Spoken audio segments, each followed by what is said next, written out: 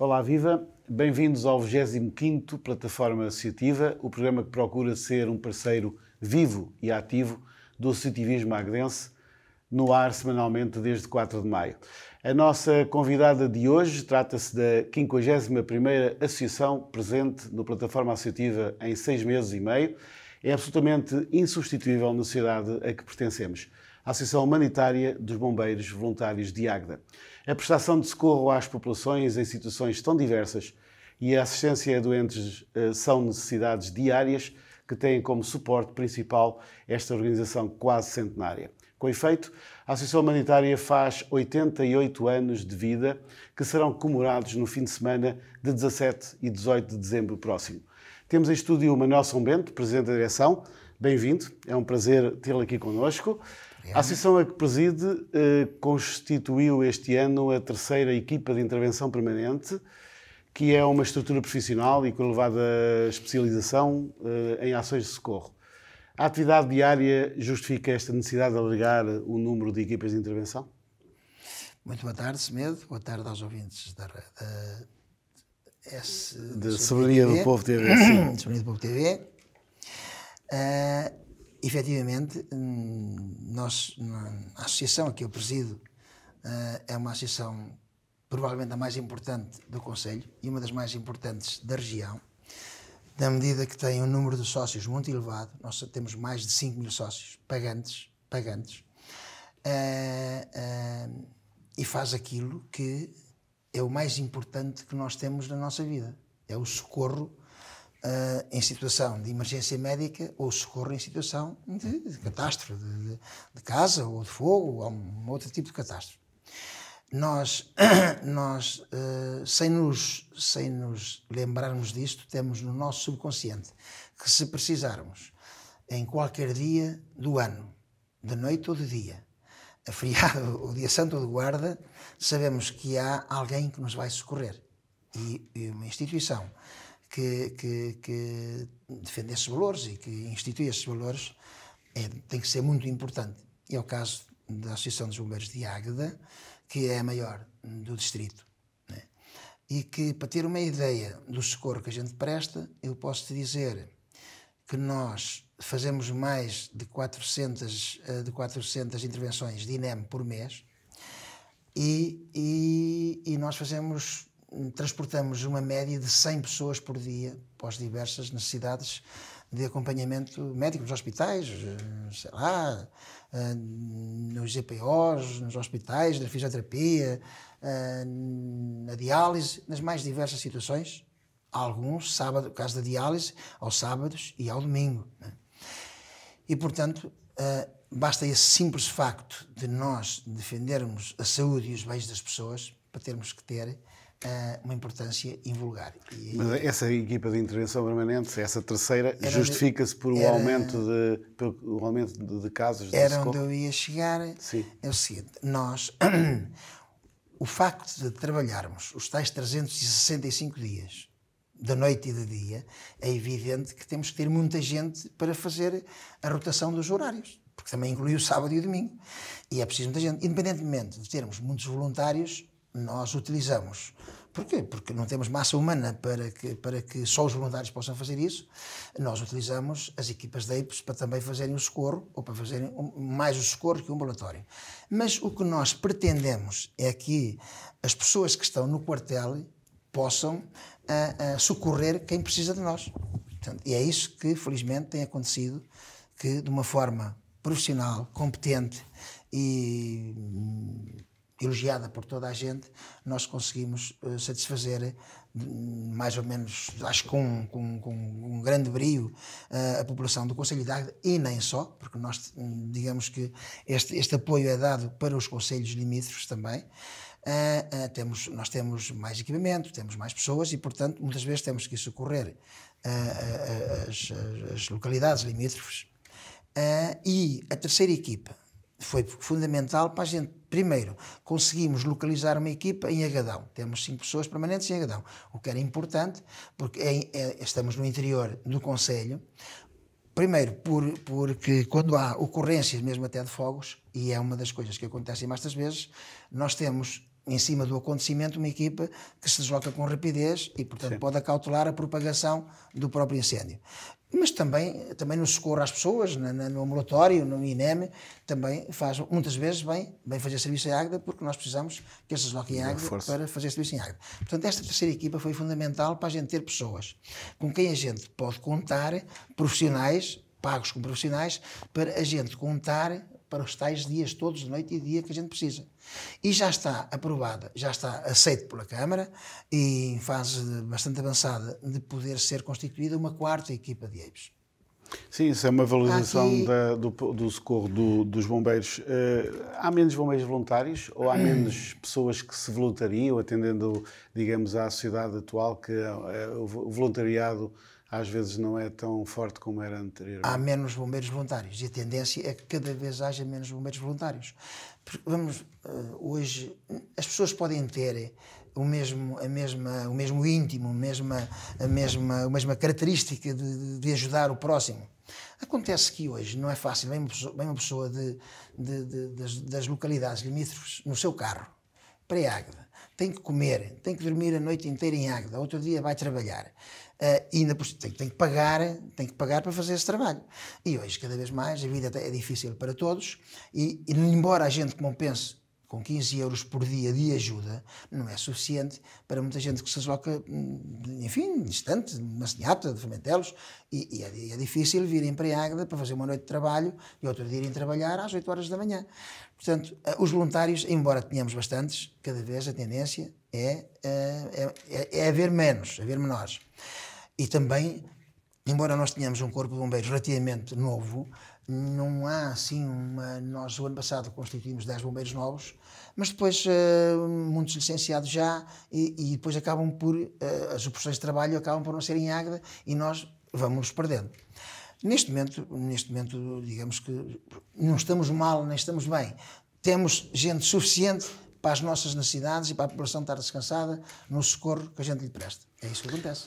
Muito bem. Em relação ao aumento dos combustíveis e ao aumento que temos sido do custo de vida, isto está a criar dificuldades novas à corporação? Nós temos é evidente que é uma grande desvantagem que nós temos, porque, como em outras áreas, o Governo, na minha opinião, o Governo devia dar prioridade às instituições como aos bombeiros, que no fundo estão a substituir o próprio Governo e a Câmara nas suas competências. Portanto, o Governo endereçou para os bombeiros esta defesa das pessoas e dos bens e endereçou também à Câmara alguma responsabilidade nessa situação, mas digamos que isto era uma área em que o Governo devia ter uma atuação própria, devia ter elementos próprios, não socorrer-se dos bombeiros e muitas vezes andam os bombeiros a pedir dinheiro para satisfazer uma necessidade que a obrigação era ser o Governo a satisfazê-la. Né? E, portanto, o que é que acontece? Acontece que nós em Águeda temos a vantagem de que temos uma associação relativamente bem economicamente e temos alguma disponibilidade financeira para compensar aquilo que o Governo e a Câmara não dão. Porque nós, por exemplo, nas equipas de EIPs, o Governo há uma tabela salarial, o Governo paga metade, a Câmara paga outra metade. E nós, a instituição, temos que pagar mais dinheiro para podermos ter as pessoas a trabalhar. As pessoas não vão trabalhar. Porque hoje, o emprego como bombeiro, a competição é grande aí nas empresas. E, portanto, ele se tiver uma empresa onde trabalha sem ter que fazer sábado, sem ter que fazer domingos e sem ter que estar a fazer horas, e se tiver o mesmo ordenado, é evidente que ele vai optar por ir para a empresa e não para os bombeiros. Portanto, tem que ser compensado de alguma forma. E tem tido dificuldades em recrutar pessoal para as equipas de intervenção? Não é fácil, Sim. Porque começa logo por uma questão que também ninguém compreende. Hoje, para ser bombeiro, tem que se ter 250 horas de formação, que normalmente são dadas à noite e ao sábado e às vezes ao domingo. E a malta nova não está muito disponível para passar meio ano aos sábados, aos dias à noite, ao domingo, a estar enfiado no quartel. O que eu defendo, pessoalmente, eu não defendo que a pessoa queira ser bombeiro e vá para apagar fogos ou socorrer pessoas sem experiência. Eu acho que devia ser dada a formação mínima, como era antigamente, mínima para eles saberem o que é que iam fazer. E depois, naturalmente, que há toda uma estrutura de comando em qualquer ocorrência. E é evidente que a pessoa que está a chefiar a ocorrência não vai pôr uma pessoa sem experiência a fazer aquilo que ele não sabe. Ele, digamos que ia aprendendo, conforme aprenderam no passado, as pessoas com a experiência, aprendendo, vendo os outros a fazer e ir fazendo a pouco e pouco. Portanto, há logo uma limitação grande ao ser necessário 250 horas de formação para ser bombeiro. Nem toda a pessoa, 250 horas aqui, não quero. É logo uma primeira limitação. Sim, os bombeiros têm reclamado ao longo dos últimos anos, especialmente ao longo dos últimos anos, um conjunto de situações relativamente ao governo, portanto, de intervenção governamental, não só ao financiamento, mas também um conjunto de circunstâncias, entre as quais essa? As limitações são de todo género. Nós, no aspecto, os bombeiros têm, a maioria das corporações tem também o ambulatório, como tem a Dágueda, que, digamos que faz parte dos bombeiros, mas é como se fosse uma empresa à parte. É um serviço que os bombeiros prestam e onde perdem dinheiro, exatamente porque o Estado não compensa o aumento do custo da gasolina, dá-nos uma compensação que não chega para isso. As ambulâncias dão muito e gastam-se rapidamente, e aí é que nós temos que arranjar dinheiro para as comprar, e digamos que é um serviço que a gente presta à população com prejuízo, que é compensado por outros serviços que nos, enfim, permitem colmatar esse, que é o caso do INEM, que nos vai dando algum pequeno lucro que permite colmatar esse serviço do ambulatório. Mas mais grave ainda é, por exemplo, no serviço do apoio ao socorro às vítimas dos acidentes de viação, ao socorro aos incêndios, porque os nossos equipamentos, e não só os nossos da Águeda, é de uma forma geral do país, são equipamentos já com muitos anos, são equipamentos muito caros, os veículos que permitem apagar o fogo são veículos muito caros, têm muito equipamento, são muito caros, e o Governo, portanto, deixa-os ficar, só os substitui mesmo em última circunstância. E por exemplo, no Águeda, nós em Águeda o que padecemos é um bocado dos nossos veículos, ainda em condições, começam a ter muitos anos. Não é que tenham muitos quilómetros, porque um carro de bombeiros nunca tem muitos quilómetros, começam a ter muitas horas de serviço parados, porque as bombas a trabalhar, e portanto começam a ter muitas horas de serviço parados. E a substituição devia ser mais rápida do que é. Nós recebemos muito equipamento que nós temos instituições na Suíça e no Luxemburgo que nos enviam equipamento que eles já não utilizam, porque para eles está obsoleto, e que para nós é como se fosse equipamento novo a trabalhar. Portanto, nós socorremos de algumas amizades que temos. Continuamos assim. Continuamos assim. E, portanto, havia de haver uma política do Governo que, atempadamente, soubesse qual era o estado dos nossos equipamentos e houvesse um plano de substituição dos equipamentos dos bombeiros, para estarmos atualizados ou minimamente atualizados. O parque de viaturas dos bombeiros está, de certa forma, obsoleto, ou em que estado está? Digamos que um quarto dele precisava ser substituído. Não quer dizer que não trabalhe e não funcione, sim, mas carecia de ser substituído. Foi encelado recentemente um novo pacote de apoios municipais com a Associação Humanitária. Há bocado falou do apoio insuficiente por parte do Governo e da Câmara. As relações com os bombeiros melhoraram nos últimos anos? Eu não tenho... Ou a Câmara podia fazer mais? A Câmara pode fazer sempre mais. Isso é de uma forma razoável. Vamos ver, a Câmara, por exemplo, este ano anunciou que tinha dado aos bombeiros 340 mil euros. De facto, o que vai acontecer é que vai ser pouco mais de 200 mil se for. Porquê? Porque nós fomos apanhados aqui em alguma situação que tem uma evolução para o ano. Ou seja, nós compramos a Câmara comprou um Caterpillar, que é uma máquina de necessidade absoluta para a Águeda, mas porque diversas vicissitudes o Caterpillar este ano não andou. E, portanto, há uma verba do apoio da Câmara aos bombeiros para utilizarem o Caterpillar que este ano não foi utilizada.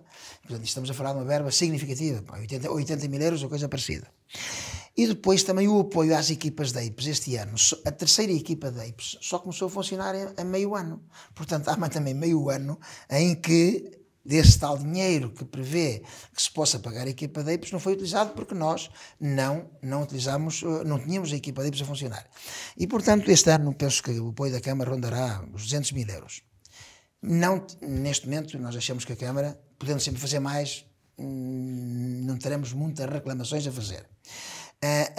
E é evidente que foi esta Câmara e foi este Presidente da Câmara que permitiu que os bombeiros tivessem as regalias que usufruem, que o ano passado montaram a perto de 40 mil euros ou 30 e tal mil euros, que era uma ambição que os bombeiros vinham a reclamar há muitos anos e nunca ninguém tinha feito isso. Portanto, enfim, foi uma aproximação, de certa forma. Foi uma grande aproximação, e foi numa grande aproximação, porque uma coisa é que em dinheiro estamos a falar desse valor, mas há muitas regalias que os bombeiros têm que não estão imputadas a esse dinheiro e que contam muito dinheiro, muitas regalias sociais que eles têm, desde piscinas a transportes e outras que agora não estou-me aqui a recordar, mas há muitas outras que não estão monetariamente inventariadas, mas constituem também um valor significativo. Por aquilo que estamos a falar, as exigências hoje para com os corpos de bombeiros é mais elevada do que era há uns anos, mas tem que haver com participação correspondente por parte das entidades públicas, é isso? Tem que haver. Nós em Águeda, quando eu assumi a presidência da direção dos bombeiros, eu não quero falar no passado, naquilo que fizeram os outros. Digamos que para aquilo que eu pensava que tinha que ser os bombeiros, havia muito trabalho a fazer, que foi o que foi feito. Hoje os bombeiros, nós não podemos exigir de um corpo de bombeiros que não seja eficaz no socorro se não tiver condições de trabalho. E para isso eles não tinham. Hoje vivem num hotel com todas as comodidades. Hoje têm alguém que os ouve. Perfeitos não somos, que há muito mais a fazer, é um facto. Mas hoje os bombeiros de Águeda têm um centro de formação que é uma referência a nível nacional. Que agora não, esta semana não, porque agora Natal já íamos falar no centro de formação. Mas é uma referência a nível nacional. A Escola Nacional de Bombeiros normalmente tem utilizado no verão, na altura dos fogos, não há formação, porque aí os bombeiros estão preocupados com outras situações. Mas quando acaba a época dos fogos, normalmente o nosso centro de formação é utilizado todos os dias a formação das mais diversas bombeiros do país. Nós já demos formação naquela escola a 50 comandantes de bombeiros aqui da zona centro do país. Eu ia lhe perguntar precisamente se teria sido uma aposta ganha esse centro de formação em Basaima de Chão. Era aquilo que era possível fazer. Era preciso tirar os contentores que tínhamos nos bombeiros, que não tinham nexo nenhum. Estudámos os equipamentos. Havia uma hipótese macinhata, que da escola que ficou desativada e era incomportável o que se tinha que gastar para pôr aquilo minimamente em condições. Era um valor absolutamente irreais para a Câmara e para nós. Estamos a falar de mais de €500 mil de investimento. Deixou de ter qualquer possibilidade. Havia a escola de Basaima que reunia as condições todas, conforme se pode ver, reunia as condições todas ideais, tanto na dimensão, no tamanho, pela localização, próximo da Águeda, e portanto, com o apoio da Câmara. Sem a Câmara não era impossível fazermos aquilo que está lá uma obra verdadeiramente ímpar, acabada, elogiada por todos. Aquele colapso da chaminé deveu-se essencialmente a quê? Tudo na vida, e na experiência. A gente não tinha experiência e nós fazemos aquilo que fazemos normalmente. Vamos buscar o tijolo que a gente conhece para fazer, que a gente utiliza em casa para as churrasqueiras e para os fornos das saljeitões, e bota aí, vamos fazer os fornos. É evidente que chega-se o fogo, aquilo atinge temperaturas altíssimas e depois com alguma água e com alguns produtos químicos, passado pouco tempo o forno caiu. Aí nós fomos à procura da solução. Porque nós em Águeda temos empresas que têm as soluções quase para tudo. Mas é só para ter uma ideia. O tijolo que hoje está lá a utilizar custa mais de 4 euros cada um. 4 euros cada tijolo. Os outros custavam 40 cêntimos. Mas eu fui à inauguração e fiquei com a ideia que houve muito envolvimento da comunidade para que aquela obra também tivesse sido feita. Isso é um sinal de que a comunidade está com os bombeiros? A comunidade está com os bombeiros. Mas uma coisa é a comunidade estar com os bombeiros, outra coisa é ajudar os bombeiros, como eu acho que a comunidade devia ajudar. Mas ali não foi Em contrapartida, naquela as empresas de Águeda têm sido absolutamente inexcedíveis. Inexcedíveis. Algumas muito para além daquilo que eu acho que seria o exigível. Muito para além disso. Eu não me recordo de ir pedir nada à nenhuma empresa que não fosse satisfeito na hora ou na mesma hora. Desde dinheiro, equipamentos, a bem, tudo o que a gente pede. Algumas delas, naturalmente as maiores e aquelas que têm mais possibilidades económicas, eu até considero que nós somos capazes de estar a abusar um bocadinho da facilidade de obtermos os produtos que a gente precisa. Então esse tal tijolo caro é made in Águeda também? Não, isso não. Não é? Não, mas foi uma empresa da Águeda que trabalha nisto há muitos anos. Eu não queria estar agora a identificar aqui a empresa que trabalha e a quem eu pedi ajuda, e além de como participar generosamente na dádiva de uma parte significativa dos tijolos, deu-nos aquilo que era tão necessário como isso, que era as condições técnicas para nós fazermos bem. Ou deu-nos o conhecimento para esse efeito. Mas depois a gente é fácil, porque, enfim, tenho aí muitos amigos que têm empresas e depois o gajo divide, é 10 mil euros, diz, dás 2.500, dás 2.500, dás... E rapidamente a gente resolveu o problema. A situação financeira dos bombeiros ficou de alguma forma desanuviada ou melhorou com o aluguer do antigo quartel dos bombeiros? Que benefício é que têm tido os bombeiros com isso e com a venda do terreno cedido aos bombeiros pelo seu principal benemérito, o Dr. Adolfo Ribeiro? Perdão. Ora bem, a minha preocupação é usar de transparência total e absoluta naquilo que a gente faz nos bombeiros, né? Até porque é uma instituição, como eu disse há bocadinho, tem mais de 5 mil sócios. E é preciso, além dos bombeiros sermos nós todos, além de termos ter respeito por toda a gente, especialmente por sócios, são as pessoas com as assembleias e que nos pedem contas, enfim, que é legal que assim seja. E, portanto, nós temos tido cuidado de ter transparência absoluta. Nós gastámos muito dinheiro para além daquele que era previsto de gastarmos nas obras, porque depararam-se-nos algumas situações confrangedoras. Portanto, o quartel não tinha saneamento, os produtos que deviam ser tratados de uma maneira não eram, correu o que eram. Nós fizemos saneamento que não está à vista. Fizemos saneamento, fizemos separador de hidrocarbonetos, hoje os bombeiros metemos lá um depósito de combustível, que hoje não é preciso deslocar-se para as bombas para meter combustível, metemos lá um depósito de combustível. Nós começámos a tratar os bombeiros como se fosse uma empresa, né? E nesse contexto o que eu sempre disse foi: nós iremos fazer tudo o que estiver ao nosso alcance para que os bens que os bombeiros têm possam servir para nós arranjarmos mais dinheiro para dar aos bombeiros para terem mais regalias. É aquilo que a gente tem feito. Nós, quando chegámos ali, o quartel velho dava-nos um prejuízo de 16 mil euros por ano, né?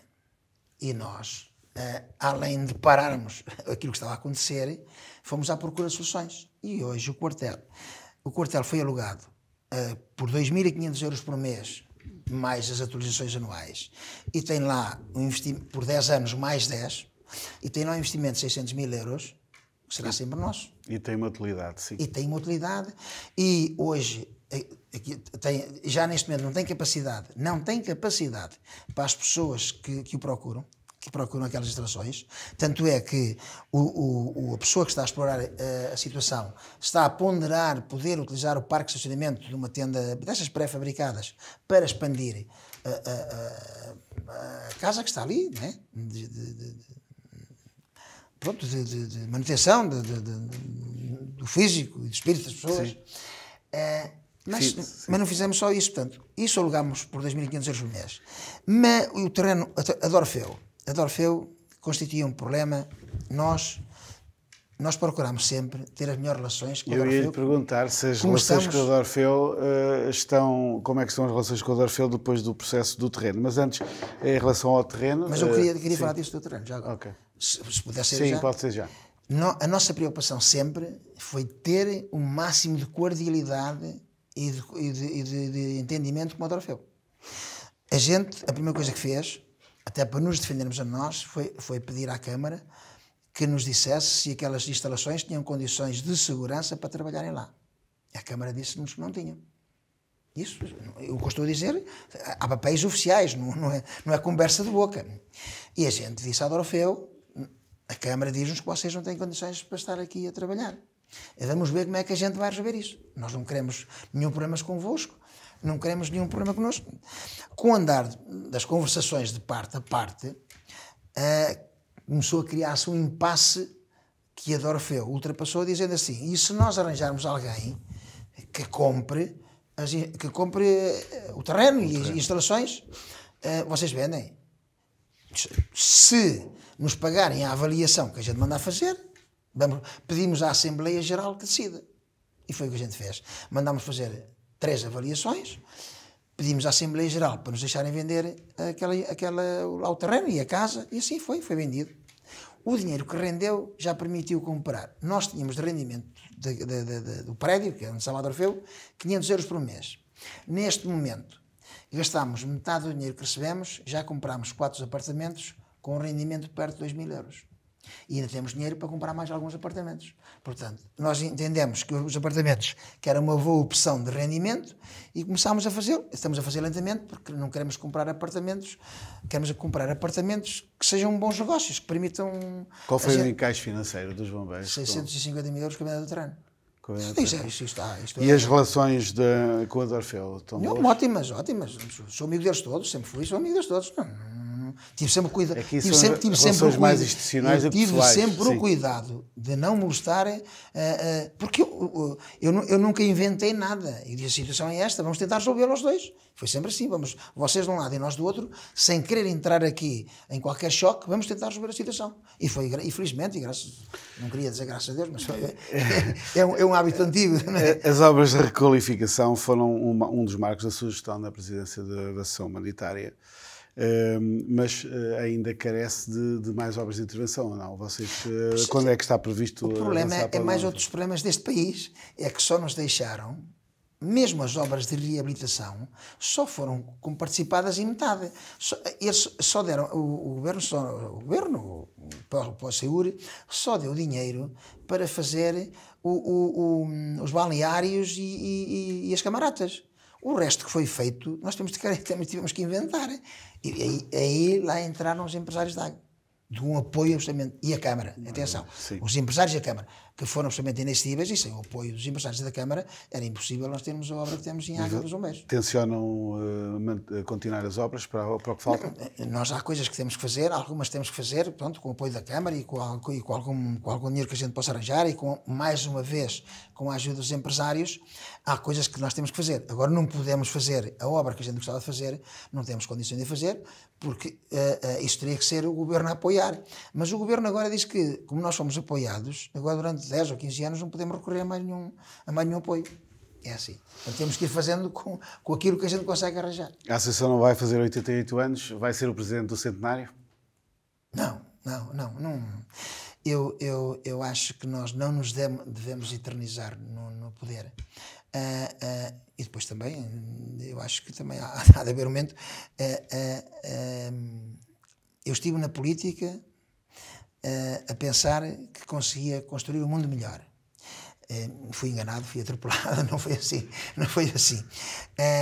Sou desde que morreu o Dr. Pinho Freitas que eu o substituí nos dadores de sangue de Águeda como Presidente da Assembleia Geral, que ainda hoje sou, e acho que é uma instituição que não se fala muito, mas tem um mérito extraordinário, porque recolhe milhares de doses por ano e portanto, acho que me sinto muito orgulhoso de pertencer também a esta edição.